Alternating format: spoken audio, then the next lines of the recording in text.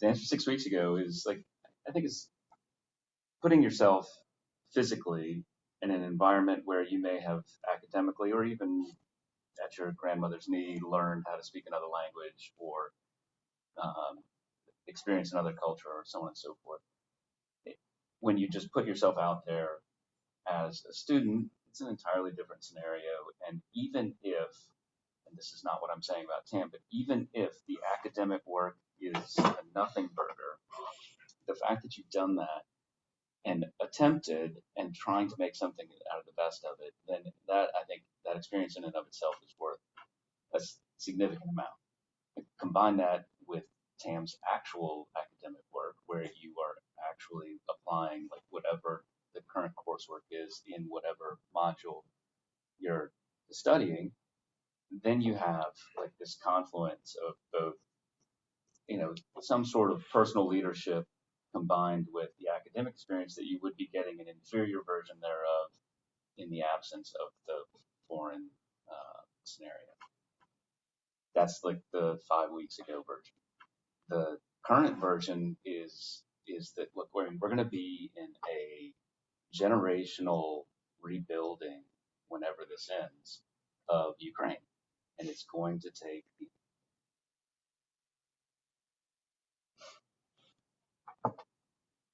sorry, my wife's family's Ukrainian, so it's going to take a ton of Western Europe and the United States to rebuild what's happening there. And there's going to be a ton of money thrown at it from an educational standpoint and from a construction working standpoint. And it's going to take people to go let's do it. It's going to take experience from an education standpoint. So I would say that my experience in TAM, I'll compare it to my experience getting my MBA, and I'll back up and say every single job that I've gotten in DC has been a result of the people I know or the people I meet, my network, right? Unfortunately, in the job market, it is a lot more about who you know than what you know. A lot of times, that's just the nature of how the job market works. So I think the fact that TAM and the work that Sarah's done to connect alumni with current students, make sure that it's still a very tight-knit group, I think that is a huge advantage for you all. I'll say that I've had friends that went to grad school in DC at these schools like Johns Hopkins or Georgetown or GW or whatever, and they're basically these like big factories of huge classes of people, and they do just fine, but I don't see that network as being as tight knit as this one, and I feel like anytime that I run into a TAM grad or someone reaches out to me from TAM or I reach out to them, it's an actual connection that can be helpful. So what I guess what I would say is don't be shy to reach out to Sarah to connect you with people, or to myself if you're interested in working in DC. Feel free to take advantage of the network is what I would encourage you to do in order to find jobs. We're so lucky because our community is so friendly and welcoming, and there's this automatic thing that connects the TAM grads. Oh, where did you study? Oh, I studied here. What did you think? And that's just been a constant since I've worked with TAM members of the TAM community, is that they want to help each other, they want to meet each other, they want to interact. So it makes it so unique and so genuine and fortunate for all of us. What would you say, Kimmy? I mean, you guys took a lot of the good answers. So I'll just reiterate to start what John was saying, putting yourself in a position where you are uncomfortable, going to an international university, learning, meeting friends, working with people, that's a skill set that's foundational to everything you're going to have to do at work. So that's really important, and that's a big piece of it too. I think the other piece of it is because a lot of what you can do at TAM is really self-driven, and you can kind of do your own research and carve your own path and kind of make of it what you want. it kind of breeds a skill set of like, A, figuring out what you want, which is a big part of your career development. I mean, as you've learned about me, I kind of took 5 different paths. It's fine. But it also like teaches you how to like research what else is out there and like get some of those ideas. So there's been a recent shift in my career as I've gotten older where people started asking my opinion about things like, oh, well, like, what have you heard? What do you think this means? And it's kind of scary, but it's also like, I know how to look up where that answer is, or I do have an opinion on that because I have done research in this field and done this stuff. And I think a lot of that kind of comes back to TAM and kind of figuring out, yeah, I am interested in that. I do actually have an opinion. So it's kind of scary, but. Thank you for those responses. Those are great. So I just have one more question, and it goes back to a panel that we did in this room years ago. John, you were on it, and we were facing that way. And you had a question for the panelists and said, what are you looking for when you hire someone? And everyone gave somewhat of a different interesting answer. And John said, as I remember, and it's been a while, I want the person to come in and communicate to me what they can take off of my desk. What work can you do starting in 10 minutes that I can't get to because I'm so busy? And it's always stuck with me, and I always try to impart this to students when they're, especially when they're working on cover letters. You have to show the skills that you have, but not just that. You have to show that you understand what's sitting on John CRUMBLISS's desk, and you know what's there because you get his organization and you get what his role is at the organization, and then show that you can actually accomplish that. So this is my question today. When you're hiring, and I know you're all in the position to do that now, what kinds of things do you look for? How do applicants present themselves and communicate that ability to you? Let's start with, because you were talking with me after the meeting about managing people, and I just think it's very interesting to hear about this. Yeah, well, I mean, the number one thing, especially if I'm hiring like entry level or internship or part-time positions, the biggest thing I'm looking for is interest. Like, be excited about what I'm doing, even though sometimes it's not that exciting, which is fine. But like willingness to like learn about it. I have a lot of questions whenever you're in an interview process, detailed questions, show that you've done some research about the organization, look at their website, look at people who work there on LinkedIn, what they're posting about, that sort of thing. So yeah, I mean, just enthusiasm, be like, hey, you know, I don't expect somebody who's 22 to start in my organization and stay there for 30 years. Like, I understand that, but find something that you like about that job and get good at that and then help me out in that way. So, you know, just being, and you mentioned it too, being communicative, but like the big thing is asking questions. If you're new at a place, you don't know how it works a lot of ways. You're not going to know everything that's on John's desk, but like ask him what's on his desk and ask him that question, you know, what can I take off your plate right away? That's an easy thing that I can do for you. So enthusiasm and communication skills, basically. And this is for like a new grad without experience in the job market. Sure. Right? Yeah, that's probably standard. Yeah. No, it's a good question. Yeah, I think, Kimmy, did you say before that your first job is the hardest job to get? Yeah. I couldn't agree more with that. It is the hardest job, and then after that, I think it opens up more opportunities because you're exposed to other organizations, other people. You grow your network through your first job and so forth, and that's generally how you get your second job, right? In terms of what I would look for is someone with a really good attitude. I think someone that's obviously interested, willing to work hard, willing to learn. You can, you know, I think go back to what you said.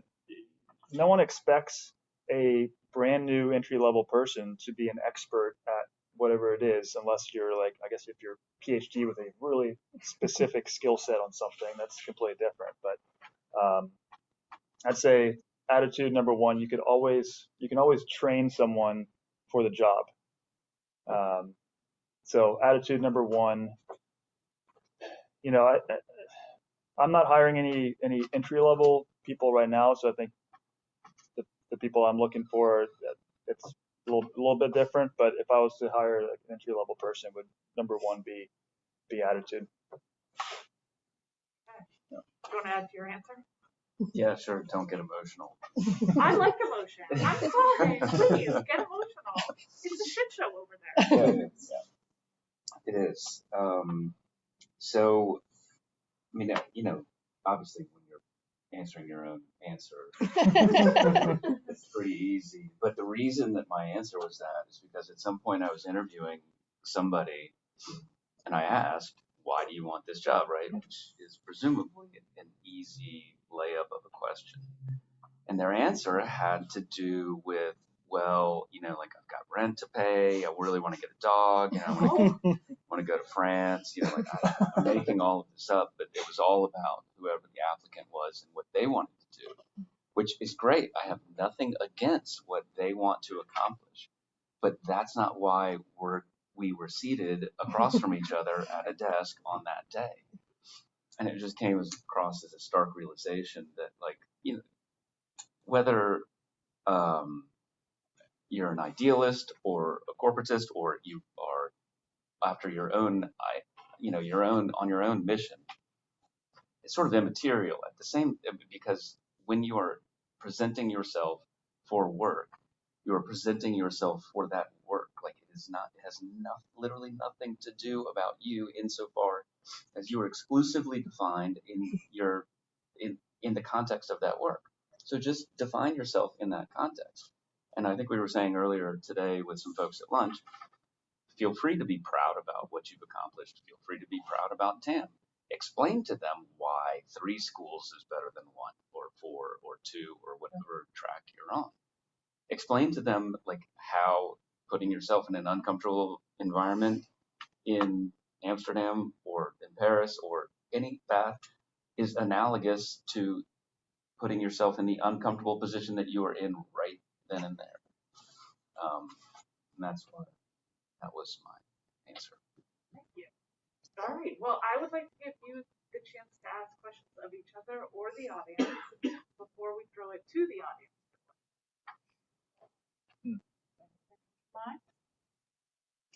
I have a question for John. Okay. One, why are you so interested in lobbying? And 2, how has it kind of changed from when you started to today?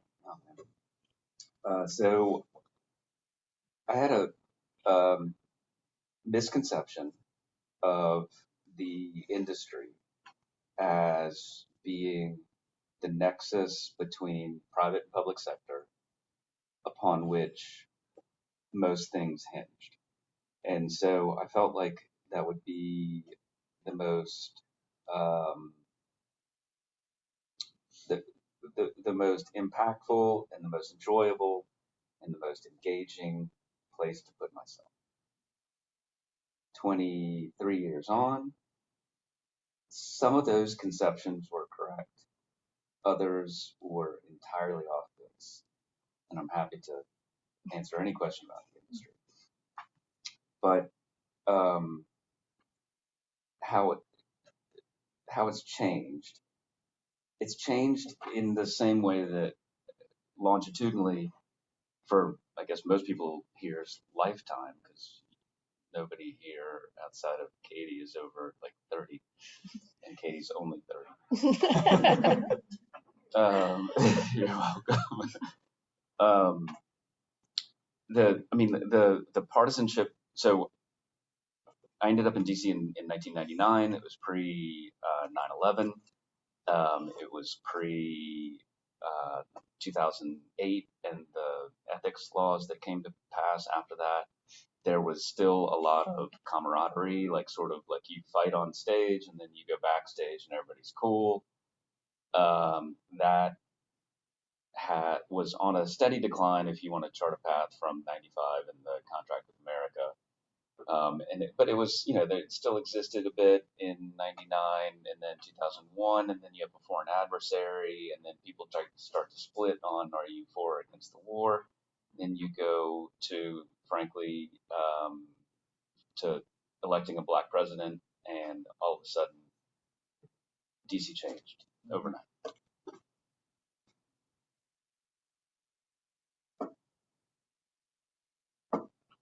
And it's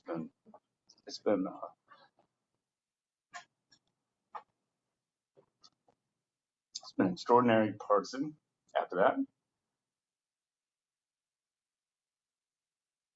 And it's like, it's still enjoyable for the most part. And Jan can speak to a lot of this because Jan's now a seasoned pro as well. But, and apologies, I'm just still stuck on the prior question. This is not about this question. The tribal element of DC has sort of overtaken lobbying as well. And it is really, it is a team sport. You cannot, as I said earlier today at lunch, you can't go into DC thinking that you're going to play it down the middle, because then you'll be rejected by both sides. You have to, and I'm not assigning any value proposition to either side, but you have to choose a side and make sure that you're like wearing, when you go out on Franklin Street, that you're wearing Tar Heel colors, right? You can't roll out wearing Duke stuff and expect to be treated well. So the industry's changed a tremendous amount. The spending has gone up, but interestingly, and you probably read the same thing, the turnover in DC is always, the average stay in DC for people that are post-collegiate, post-professional school is about 3 years. And so that already indicates a sort of a rough turnover. And that peaked immediately after 9/11 in 2001. Everybody was like, F this, can't have any more of it. I think this is a terrible place. I got to get out of here. Then people started coming back. 2008, a little bit of a peak in leaving. But the last 3 years, or 2 years since pandemic, I mean, just straight up exodus, which presents an opportunity for people with earnest resumes like yourself. Yes, 100%, especially within the nonprofit NGO space. So I work in the energy industry, and a lot of people that work in DC within the NGO space, environmental groups, trade associations, they're taking private sector, for-profit sector jobs in other areas, and they're actually having difficulty filling a lot of jobs. So it is actually a great time right now to be looking for a job. So I'm very envious because it's completely different from when I came in. I was looking for a job. So yeah, you guys are fairly fortunate there. And I will say, like, before we go to the next, to sort of break the cycle is really unfortunate, but it is a reality to break the cycle of what Kimmy was talking about on, like, first job being the most important. How do you get the first job without having the experience? How do you get the experience without having the job, et cetera? Internships, unfortunately, is the answer there. And internships don't usually pay a lot. And by a lot, I mean, like, potentially none. But it is not let me give you a first person example. My firm had, for this spring semester of internships, which is usually 50% of the volume of applications that we get for summer, we had 531 applications for 6 positions. It's extremely competitive, but it is how you break that cycle. And by the way, it must have become a lot more competitive after I left. I must have snuck in there like right before. Yeah, that's actually, the sweet spot. That's actually that's a true statement. Perfect. Do you have any other questions for each other? Or for the audience assembled before you? I'd love to hear from the audience. Yeah. Do you have questions for the panel? Cassidy, please. Hi, so I'm thinking of the graduate student a little bit down the line, but I'm very interested in what you said, John, but I think I'd like all of your opinions about DC culture. You said you can't play both sides. You have to pick and choose. Is that specifically for lobbying, or is that for everything? So I'll be brief since I already spoke to it, and I'll let my colleagues here speak to it. It's for everything. If you're in politics, right? If you're not in politics, and you're in DC, and you're in, say, like Deloitte, and you're providing services to the Department of Defense or State Department or any federal agency, then it is decidedly apartisan, nonpartisan, right? Which is different than bipartisan. But if you are in the biz, so to speak, you have to be able to relay and speak the terminology of your party, and your potential for advancement in any track, inside or outside the party, is directly correlated to what you have done for the party. Right? So it used to be 1999 when I started. There would be a bunch of people that would write checks, political checks, to both sides of the aisle. Like, that is like straight up dinosaur move. That is not happening now. And if there's one person that's doing so successfully, I can show you 50% of their money that's being wasted. So it's just not it's not the game from my limited perspective. So I would add one layer on top of that. So if you are an individual, I think I would 100% agree with John that picking a side is probably what you have to do. But I think if you work for a lobby firm like John does, the lobby firm doesn't only have Democrats or only have Republicans. They have a mix of Democrats and Republicans because people that hire lobby firms, they need to be able to influence both Democrats and Republicans, right? So in trade associations, for instance, take the one that I work for, the electric utility companies operate in 50 different states and in areas where Democrats are in charge and where Republicans are in charge. And those trade associations, they hire both Democrats and Republicans, and the associations, the groups, they have to be able to influence both Democrats and Republicans. It's not like there's a Republican trade association that basically just disappears after a Democrat wins the White House and the houses, both the House and Senate flip to Democrats or anything like that. So I think from a personal perspective, yes, but if you want to work for an organization, then you're generally trying to toe the line a little bit, depending on the group that you work for. I'm sorry? As an individual, not anytime soon. I think I came in at a really pretty tough time in DC. I came in like 2009, 2010, which was like right when things got really bad. Obama had just been elected. The Tea Party was growing really rapidly. It was a tough time and very eye-opening experience for like a really young person like me who came in thinking, you know what, if I only give the right data and give the right arguments for why you should be voting for this, then that's going to work out. Like logic and reason and data does not work at all. What works is money and votes. And before you go, just to address the way that we as a firm deal with the scenario that both Jan set up and I set up is we've got 130 some employees, and so 70 are D's and the other 67 are R's, or give or take. Sorry. Do you have any I's? Independent?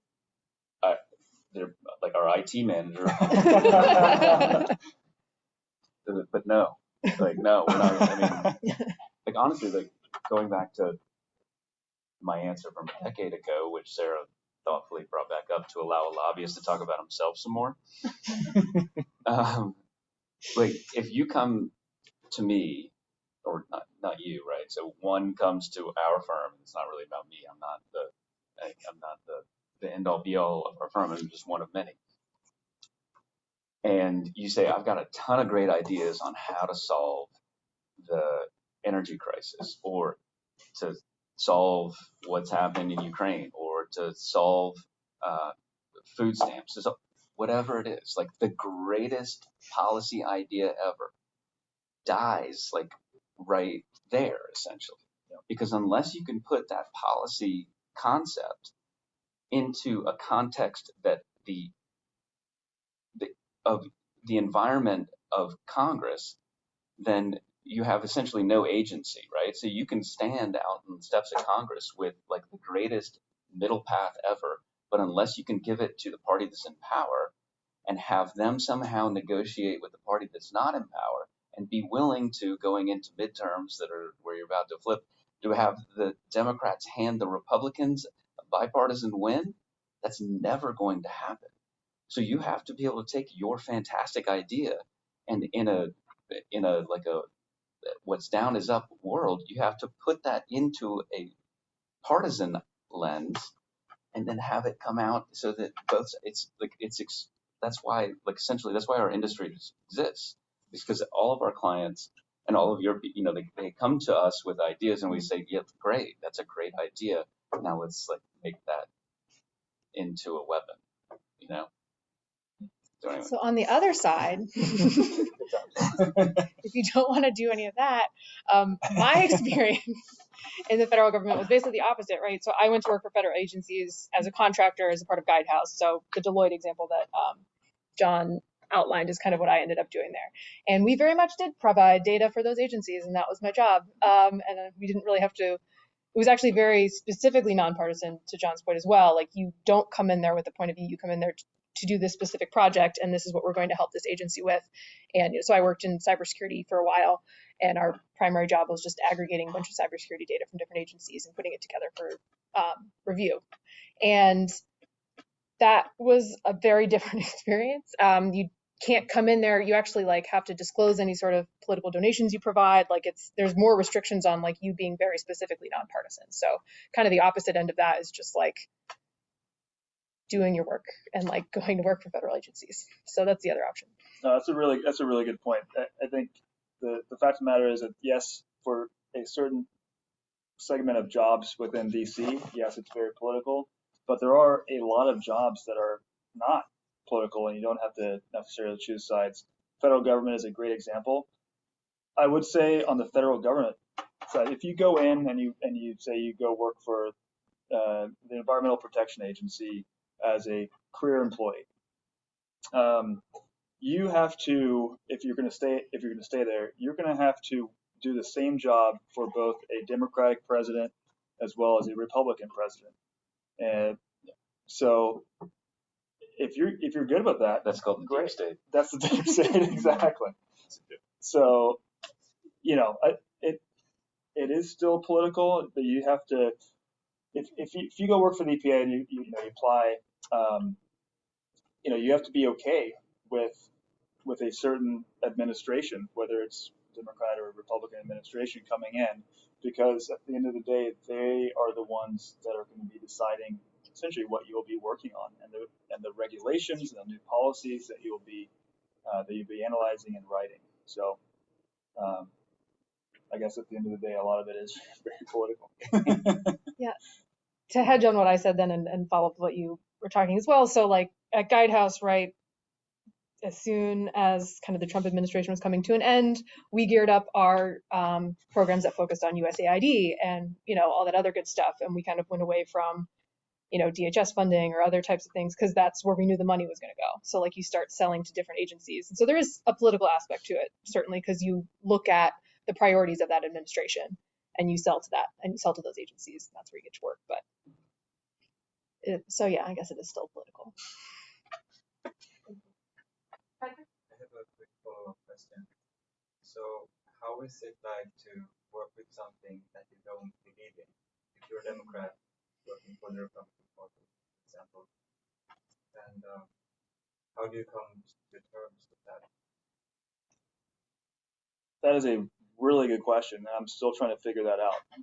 So, have you read Goethe?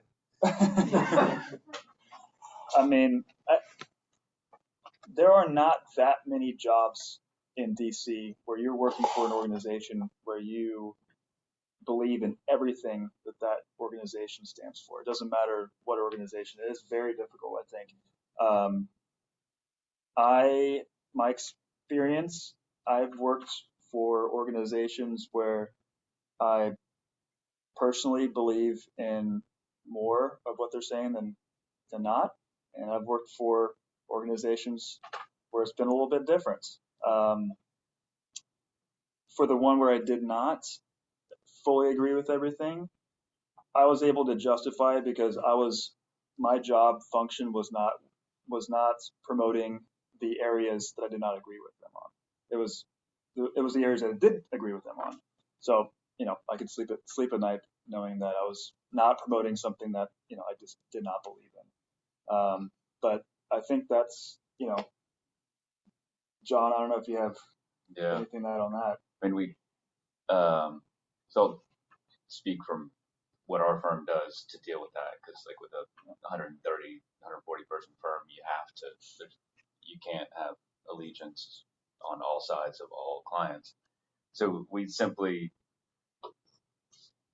the order of operations is there a conflict of interest with our current clients? If not, is there a conflict of interest with our people within the firm that might not agree with that? And if there is an opposition raised at that point, then we deliberate. If it's some fringe thing, which is not likely to be, if you're going to bring it up within the firm to say we shouldn't take this business, it's likely to be a very strongly held belief, and we will likely walk away from the business. If it is not something that rises to that level, then you simply say, oh, that's fine, we can work for them. I just don't personally want to do the work, and you don't do the work.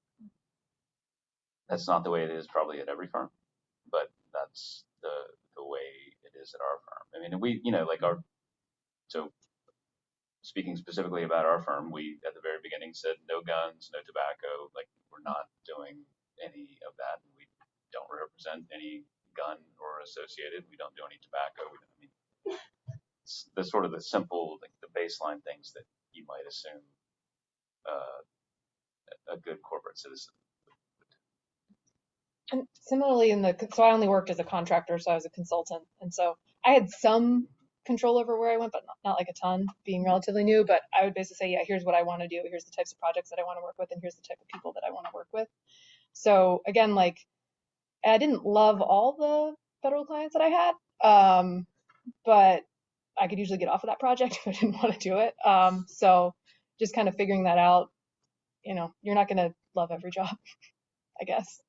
Yeah, right. My first job was serving frozen yogurt. I'm not constitutionally objected to frozen yogurt, but have I ever had it since then? No. Terrible. Like, ice cream is like far better product, but I still served it.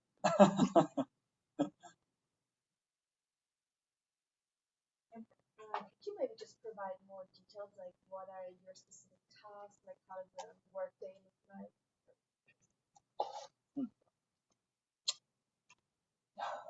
So, like, for my job, there's no day that's exactly the same. I happen to travel a lot for my job, so I'm probably on the road, so to speak, every couple of weeks, where I'm gone 2 to 3 days at a time. So a typical day would, I go to the airport and I fly to some meeting,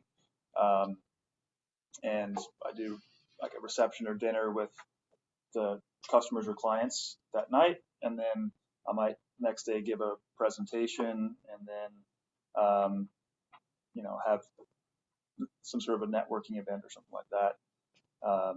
In between that, I have to do like my regular day job, which is making sure that the bank that I work for, we're publishing reports, and we are on schedule on producing podcasts and doing webinars for all our customers and so forth. When I'm in the office, some of it is check-ins with my team members. Some of it is checking in with my boss, strategizing where we want to be in a month or a year. So I guess my answer is it just kind of depends on the day. I say I read a ton, so I try to read a wide range of newspapers and different publications to get different points of interest or different points of view. So I know what people are thinking, and so I try to stay engaged in the energy space, which is where I work, So knowing what other organizations are doing, what's happening on Capitol Hill, what's happening at the administration level, what different companies are doing, that kind of thing. I build dashboards mostly. That's a big part of my day. Like I said, I work with a lot of data. So my team is responsible for, like, we scrape a lot of data from government websites and build economic indicator dashboard type stuff. We also build some models. So we have some forecasts for our interchange revenue that we get at the credit union. We also have some like member attrition risk models that we have, which are pretty cool. Yeah, dashboards, managing my team. A little bit more simpler than his. Like the most days are different when Congress is in a session as when they're out of session. A prototypical, like, and members, because they don't like to be in DC for all of the reasons that I've mentioned before, they fly in late Monday and leave as early as possible after last votes on Thursday. So, like, there's a sprint for us on, I mean, Mondays and Fridays are real work days too, but there's a real sprint between Tuesday and Thursday. And so, like, take Wednesday as a prototypical day in session. Generally speaking, I mean, I try and avoid them like the plague, but there's a fundraiser for breakfast, which means like shitty bagels and with not toasted, which makes it very difficult to spread cold cream cheese on and discuss political matters with hardened and grizzly veterans like myself. Then you go back to usually that fundraiser is like off campus somewhere. Then you go back to the office, and then, you know, like any one of us that is in a similar position in my firm usually leads, pick a number between 5 and 10 clients, and they can be across any number of areas. And so you just have a series of meetings that are either client focused or client and Congress focused that go throughout the day. And in the current scenario where you don't have to be on the Hill, it actually leads to like a far more jostled work day where you're talking about healthcare at 11:59 and you're talking about energy at 12:01, and it just goes on and on and on until 5 o'clock when you have another fundraiser and you go and have, rather than, at least like cold beer is better than cold bagels. So like cold beer and some member of Congress, and you discuss whatever it is that you're discussing with that member of Congress, or you just shoot the shit about something else, and then you go home and do 4th grade homework. Yeah, I'd say on the day in the life of a lobbyist is not as glamorous, I think, as I thought it was going to be when I came to Washington. It might be more glamorous for John, a fancy grizzled veteran.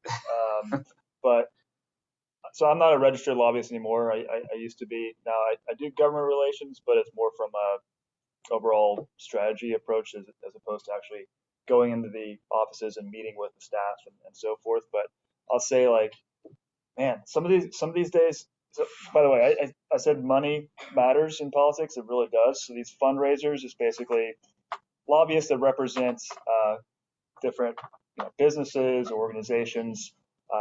They come to a breakfast or a lunch or a dinner where the member of Congress is there with their staff. You come with an envelope with a check in it, and you give it to the fundraiser, never the member. Exactly. To the fundraiser who's at the front door. Yeah, exactly. Not to the member. And then you sit around a table and you schmooze with other lobbyists. You might get a couple minutes maybe to talk to the member of Congress, and you do a kind of round robin discussion. I shouldn't say discussion. I say round robin, where you introduce yourself. You say, "Thank you, Senator, for supporting this bill. Would really appreciate you supporting this bill." And then you eat your rubber chicken and you get home late, and you miss happy hour with your friends. Am I wrong? But you do get to do the 4th grade homework. You guys are really selling it. Yeah. I don't even have a 4th grader. I It's a great job, though, promise. No, it really, I mean, It is.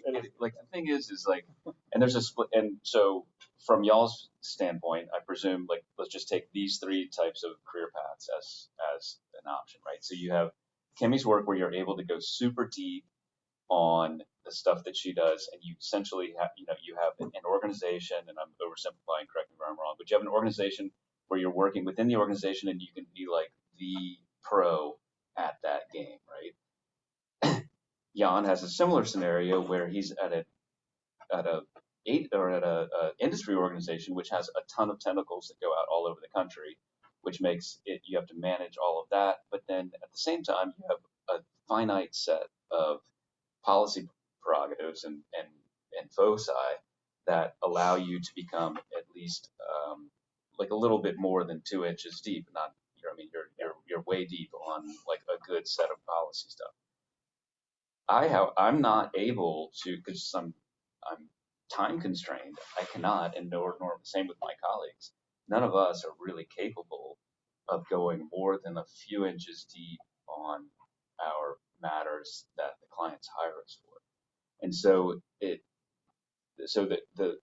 upside is that you're never bored, right? Like, it's impossible for me to get bored, because if I'm bored, it simply means I'm just like not doing my job, or I'm on vacation, in which case it's fine.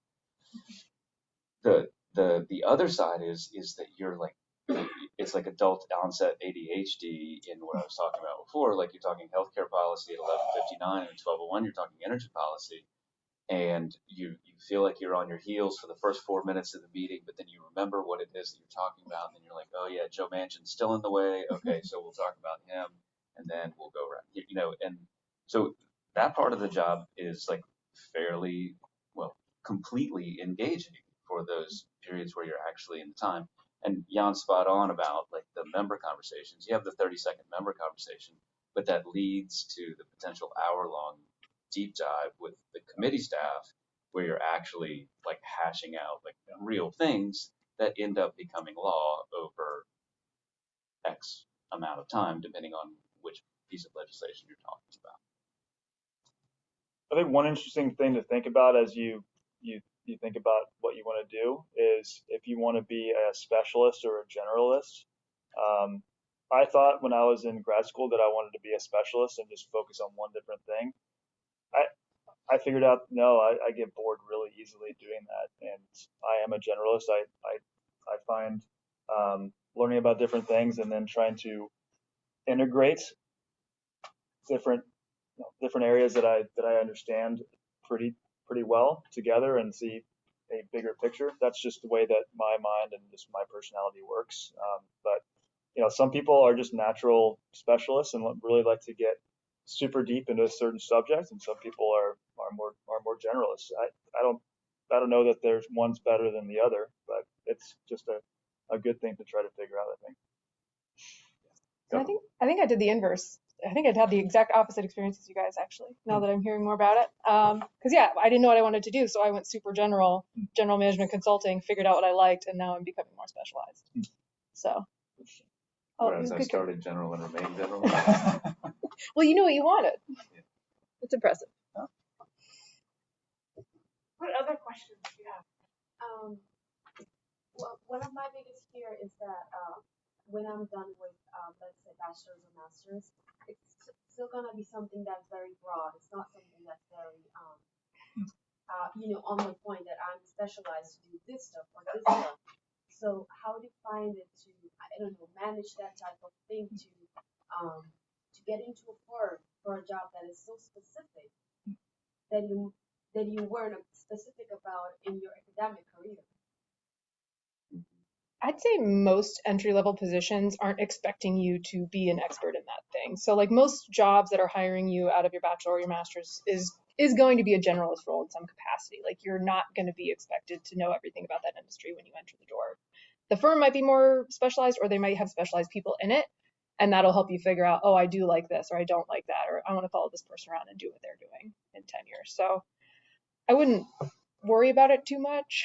I mean, it's tough not to worry about getting a job. I did it, but that's my advice. Well, let me ask you this, because you said that you work on some data analytics work, and from my experience in getting my international relations degree at UNC and then TAM, I didn't do any data analytics work. So how did you move from TAM to that? Well, this is my plug for the stats courses. Stats courses are great. Didn't have that in OA, I guess. Yeah, I took both of the stats courses with Dr. Kersey. And so that was kind of my intro. We did R programming when I was there. And I didn't use it right away, to be fair. But in consulting, you're going to end up using Excel. Spoiler alert. And so that kind of like, you can do a lot in Excel, and you can do more in Excel that's on the surface and how most people use it. So that kind of like was kind of my intro. And then I was like harkening back, like, oh, maybe I could do something even with bigger data. But if I want to do that, then I need to learn these more advanced tools. And then that kind of opened up the door. Oh, there's this whole world of people who are doing crazy stuff with R and Python and SAS and stuff. So that kind of got me interested in that. I did have to take some courses because it had been 8 years since I took those original stats courses, but TAM was kind of my first memory in programming. But yeah, I'd say yeah, for an entry level position, yeah, I 100% agree. I don't think they're going to expect you to be an expert at everything. Having said that, some entry level positions are gonna say, you want an engineering degree or some sort of technical degree. Yeah, we don't have that as TAM, but you probably don't want to do that anyway, right? So I think just getting your foot in the door, you can get trained up, or once you do get your foot in the door, you can show interest in something else and try to move laterally or diagonally or whatever it might be. One thing that I would recommend for people looking to move up in organizations and assume leadership positions is work on public speaking.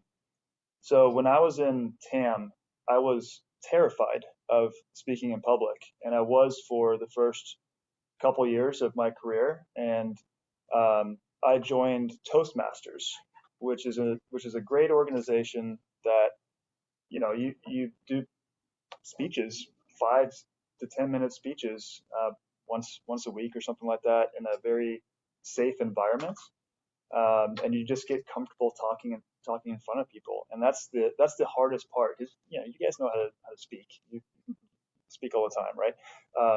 It's just getting used to being in front of people and communicating. I've gotten a lot of opportunities in my career just because I would say I'm the best public speaker in the world, but I'm relatively comfortable on stage and able to communicate. And, a lot of organizations really value that. So I would suggest Toastmasters is an excellent organization to join. They have, in DC, they have like, I don't know, maybe 40 chapters. They had one right down the street from where I was living. I could just, walk after work and join a meeting in the afternoon or after work. So I would definitely think about that, and take any opportunity that you do have at work to give a presentation. And yes, it is terrifying, right? The first time you do it, it's very scary. And I think they've done studies that show that that's like the number one fear, even scarier than dying, right?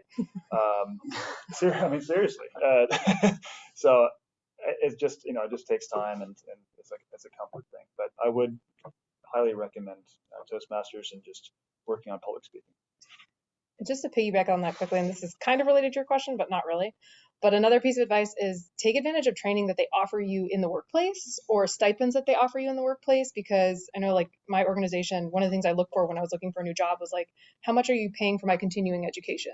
Because I know that analytics in particular is going to continue to evolve, and they're like basically anything I've thrown at them, they would say, yeah, we'll pay for that. You can go to that conference, do whatever you want. So especially if you are somebody who does want to become a specialist in something, or you want to continue that, you have to continue to learn regardless of what you're doing. Even if you think you've learned everything in this one field, it's going to change next year. So you have to continue those opportunities, and don't be shy about taking them if your employer offers any.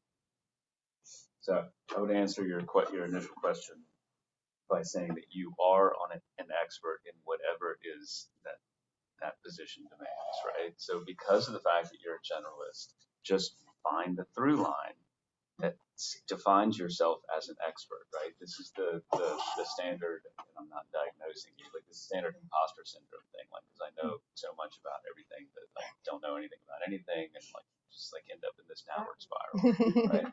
So like if you're applying to be like the North Carolina head basketball coach, you may or may not have all of the skills in your mind, but you can say, look, I went to this school, I watched every single game, I watched even like the old 83 clips from Jordan.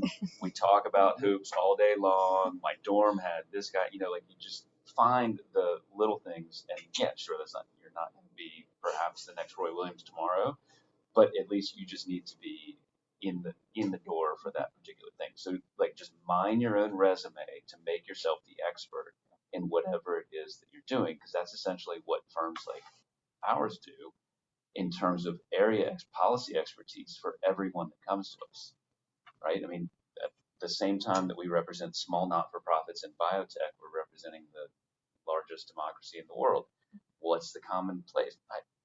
There's basically nothing. But before every pitch, we figure out what it is that makes us look like the expert to these guys, just as much as the expert to these guys.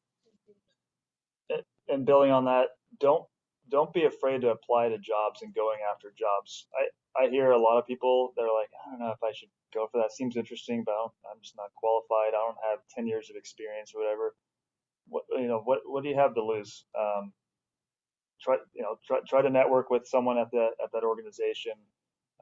Send off your cover letter and resume. Don't be afraid to go after the job. You don't have to check every single box in the qualifications and the experience. 1,000% agree. And I got called more an expert when I was a consultant, because that's how they have to sell you, than like when I actually learned how to like have a technical skill. So like everybody feels, and I hated that. That was the worst part of consulting for me. It was basically like, oh, this is our expert in X. I'm like, I'm like 27. What are you saying? So you just got to get over that. And going back to one of the first things that I said, that in DC we always inflate our job titles.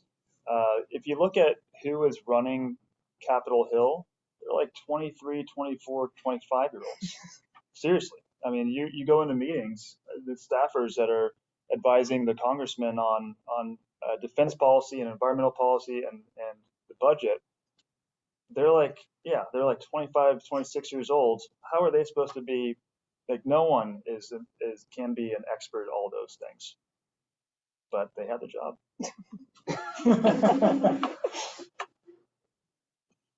Right? Yeah, and it actually presents a problem with democracy, right? When you have 24-year-olds who are doing that, and then you have corporate lobbyists that come in and can steamroll.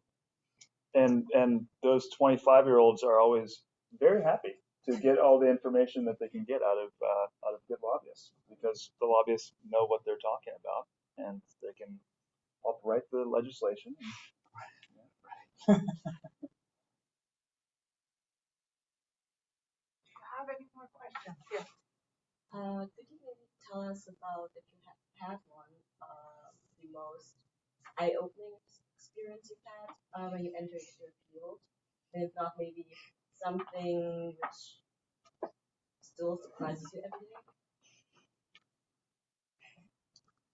I've got one where I made a big mistake, probably the biggest mistake I've made in my career. When I think the first year or two, lobbying, and the organization I was working for, we were trying to get a specific program passed. We're trying to get funding for renewable energy projects so that farmers and ranchers could build out solar and wind systems. And we were trying to get the program into what's called the Farm Bill, which is this massive piece of legislation that's passed every 5 years or so, and it encompasses everything. And in order to get a program into the Farm Bill, you basically need bipartisan support. Generally, you need a Democrat, you need a Republican, co-sponsors, and I identified a member who I thought would be great. I was also close personal friends with the agriculture legislative assistant, and they agreed to be the sponsor on this bill as a Republican. I was like very excited, like big win. I got a Republican co-sponsor to sponsor the renewable energy. It's great. Turns out I forgot or didn't recall that member voted against the farm bill to begin with. And of course, the Republican Senate Agriculture Minority Leader didn't like that. So he basically blocked the amendment because he had a personal vendetta against this member that I was trying to get to co-sponsor. I don't understand. I mean, that was like a very eye-opening and sort of embarrassing experience. Probably the one that really stands out in my career so far. But just understanding those kind of dynamics in Washington and how that all works. And these were Republican against Republican. It wasn't Democrat against Republican. But that was a very eye-opening experience. Thank you for sharing that. Yeah. Trying to be honest here. No, well, probably figured it out. I guess. Oh, I was going to share my embarrassing experience. So you weren't alone. Good. I was going to say I was on. I got requested by one of the clients that I'd worked with previously, and I was like relatively young, and so I got sent up on this consulting project up in Baltimore, working for a utility, and it was for like this detailed IT documentation development for like peak. I knew nothing about this, and I was like terrified, and I was alone. I was still pretty young, and I was like terrified basically, and I'm in there, and I was like sitting down one-on-one with this like guy who's been working in this infrastructure for like forever, and I was like, why did you guys like want me here? And it's like, I don't know anything about this, because I kept asking him like 500 questions, what every word meant, all this other stuff. He's like, no, that's perfect, because everybody who works in IT thinks they just nods along, won't ask any questions, because they want people to think they're really smart and they already know all this stuff. So it's like really actually beneficial to like be the idiot in the room and just like ask all those questions, because chances are like 90% of the people at that table also didn't know. So that was kind of like, oh, these people are just like also don't know what they're talking about. Like that was like the awesome. I'll see if I can keep this under 60 seconds. My second day on the job, right? So Friday was the the bottom of the resume. This looks more like what we want. Monday, start. Tuesday, I'm still wearing the guy whose couch I was sleeping on. I'm wearing his suit, right? Because I only had one suit and I'd worn it on Monday, so I'm wearing his suit. Thankfully, he was about the same size as me. The boss calls me into the office and is like, I got something really important for you. And I was like, fantastic. They see TAM program. They know that this is legit. We're going to go do something big. He hands me a plane ticket that shows you how long ago it was, tangible ticket. And he says, you're going to Boston tomorrow. You're going to Shreve, Crump, and Low. You're picking up something for me, and you're going to do what I say. My staff is going to brief you on it, and you're going to come back tomorrow, and you're going to give it back to me.